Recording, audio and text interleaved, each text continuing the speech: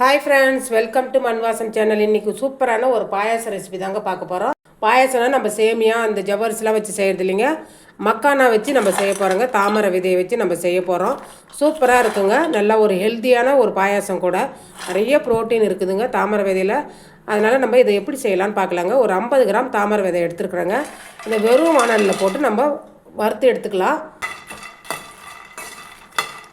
அடுப்பை வந்து லோ ஃப்ளேமில் வச்சுட்டு வருங்க. அவ்வளோதாங்க. ரொம்ப அதனுடைய கலர் மாறாத அளவுக்கு நம்ம எடுத்துடணும்.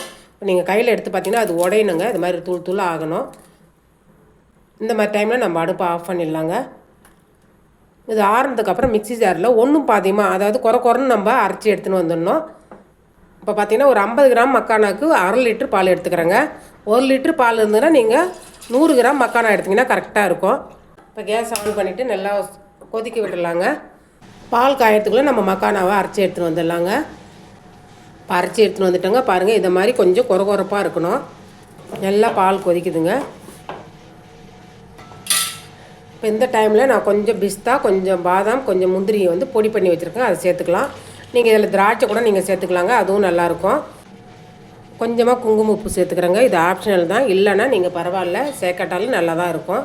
அந்த கலருக்கோசம் தான் நான் சேர்க்குறேன். இப்போ அரைச்சி அந்த தாமரை விதையை சேர்த்துக்கலாங்க. அதாவது அந்த மக்கானா சொல்லுவோம் இல்லைங்களா, அதை சேர்த்துக்கலாம். அதை சேர்த்துட்டு கலந்து விட்டுக்கலாங்க.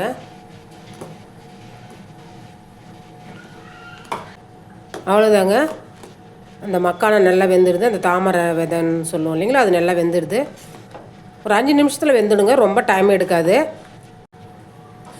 இந்த டைமில் இப்போ நான் சர்க்கரை சேர்க்கறதுக்கு பதிலாக கல்கண்டு சேர்க்குறேங்க. கல்கண்டு பார்த்திங்கன்னா நல்லாயிருக்கும், ஒரு ஹெல்த்தியானது கூட. அதனால் நான் 100 கிராம் கல்கண்டு சேர்க்குறேங்க. இனிப்புக்கு தகுந்த மாதிரி சேர்த்துக்குங்க.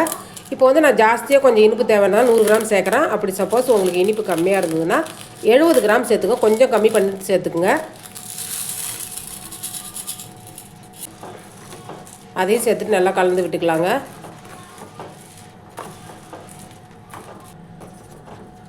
எல்லாம் அந்த கல்கண்டெலாம் கரைஞ்சிடுதுங்க. இந்த டைமில் ஒரு 3 ஏலக்காவை பொடி பண்ணி சேர்த்துக்கலாம்.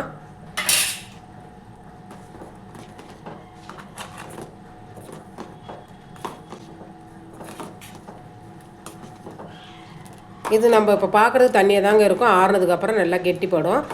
இந்த அளவுக்கு இருந்தால் போதுங்க. இதில் தேவைன்னா நீங்கள் பால் பவுடர் கூட நீங்கள் கலந்துக்கலாம், நல்லா டேஸ்ட்டு கொடுக்கும். இப்போ சர்க்கரைக்கு பதில், இல்லை இது கல்கண்டுக்கு பதில் நீங்கள் கண்டன்ஸ் மில்க் கூட சேர்த்துக்கலாங்க, அதுவும் நல்லா டேஸ்ட்டாக இருக்கும். அவ்வளோதாங்க, ரெடி ஆயிடுச்சு நம்ம மக்கானா பாயாசம். அவ்வளோதாங்க, சூப்பரான பாயாசம் ரெடி ஆயிடுச்சுங்க. இந்த விநாயகர் சதுர்த்திக்கு இந்த பாயாசத்தை செஞ்சு வீட்டில் இருக்கிறவங்கள அசத்தி பாருங்கள், எப்படி இருக்குன்னு சொல்லுவாங்க. இந்த ரெசிபி பிடிச்சிருந்ததுன்னா மண்வாசம் சேனலை லைக் பண்ணுங்கள், ஷேர் பண்ணுங்கள், கமெண்ட் பண்ணுங்கள், சப்ஸ்கிரைப் பண்ணுங்கள். பக்கத்தில் இருக்கிற பெல் ஐக்கானையும் கிளிக் பண்ணுங்கள். தேங்க்யூ.